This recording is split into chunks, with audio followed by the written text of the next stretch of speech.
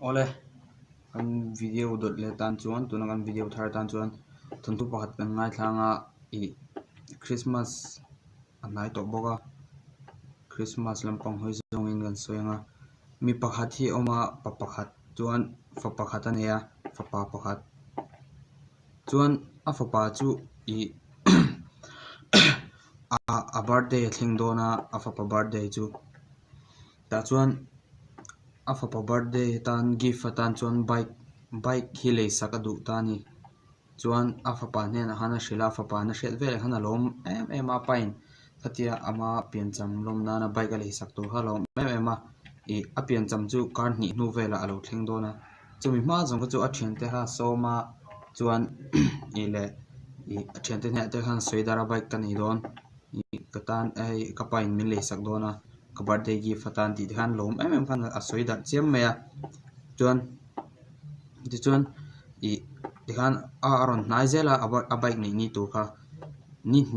vela to tia pheka chuan an lom na sa to em a thian te khan mundanga te khan leng chuan ina te khan choi khom na te khan nei tran to vela chuan a bike ni chu lo thleng ta ti chuan a pa chuan I a fa pan hena chuan bike chu pe ka du ta chuan an a pek ni a ron thleng khan ti khan a thian te tho chuan choi khom na te ne chung te ne chuan chawkha an ei ti khan an ei khoma an loma bike ni ti chuan a bike thar te chu hmuwa lom em ani ko ta khan da chuan chumi zo tang chuan a birthday chun zawa a birthday zo hnu tang chuan bike chu a paina bike le sak tu voi khat ma a mang ngai lewa I mun hla eng kalnan ma mang ngai lewa an in bul kalnan po ni se an in bul hnai an thanom te kalnan po mang ngai chong lewa mun hla tak tak zin nan po mang ngai lewa ke ina kala ti khan a bike chu mang le mang si lewin ti khan a chiat thleng mai kha ti khan ada top ti mela o ti khan ada che thak ta mai ni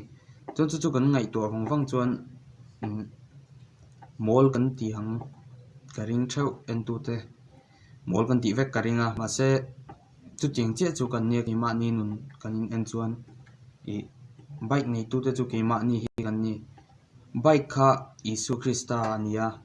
I kan a bike nei tu te a fa te kha kan nia kan pa ina Isu Krista bike anga min present chu alo thlen ma ho tangin solama pengin ti hian kan lom tana chuan ania ron thlenga ti hian a zan ulok zana te him takan gama Isu ron thleng Isu aron piang don tin ma se ani ron thlenga ti chuan Isu chu ron pianga I kan lom ang khan kan khovel lom na te le khovel enting e kan soyang I khovel lampang thila kan lom to hnuwa chuan engma kan ngai sak le to ngai lo I kan thil don tu dik tak zo kha chu Isu Krista khania Isu Krista kan don hnuwa kan hmang le si lowa bike kan don hnuwa kan hmang lowa a chiat rak thlenga da tum te kan om thin ani chu wang chuan I Isu Krista hi hmang toila kan birthday a kan paina bike thatak min pe ki mun lak tak tak kalnan te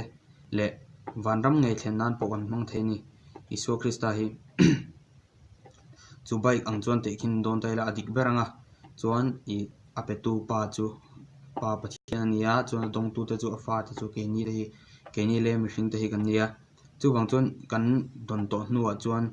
Isu Krista kan ta na lo piang ti alo pian ni tanga kan dong to ti kan hriat chuan ke ma ni a po I kha kan thil don kha man du le zel na thin lung kan nei nga ni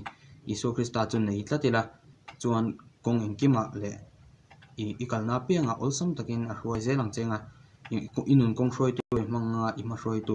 ti chuan a hnung chu zelin I vanram thleng po thleng thei don ni ole khati zong khan mei se ka video ron up te I in du zong ni chuan in lo like anga in du a video dangle in lo chang du ni chuan in lo subscribe bok don nia